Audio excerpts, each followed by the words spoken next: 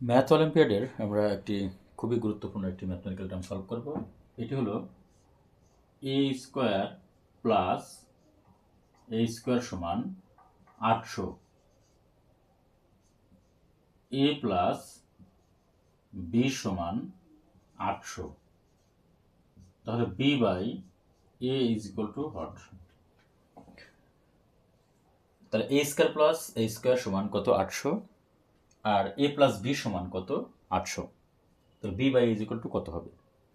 প্রথমে আমাদের এখান থেকে আমরা এ এর ভ্যালুটি বের করবো। এখানে এ স্কোয়ার প্লাস এ স্কোয়ার সমান কত? 800 আছে। এখান থেকে আমরা যদি এ এর ভ্যালু বের করতে পারি তাহলে আমরা এখানে বি এর ভ্যালুটাও বের করতে পারবো।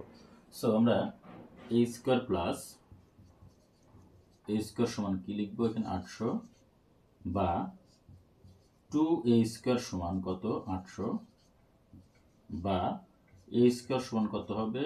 800কে 2 দিয়ে ভাগ করলে কত হবে? 400 বা তাহলে এ সমান কি হবে? 20, অর্থাৎ 400 এর বর্গমূল কত? 20। তাহলে এ সমান কত? 20। এ সমান যদি 20 হয় তাহলে বি সমান কত হবে?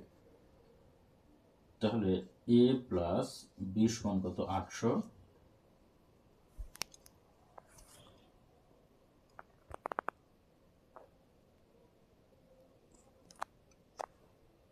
আচ্ছা, আমরা এটা একটু উপরে করি, আমাদের জায়গার সংকলন হচ্ছে না। আমরা এখান থেকে যদি আমরা করি তাহলে এ এর ভ্যালু কত? এ এর ভ্যালু হচ্ছে 20 প্লাস কত? বি, এটা সমান কত? 800।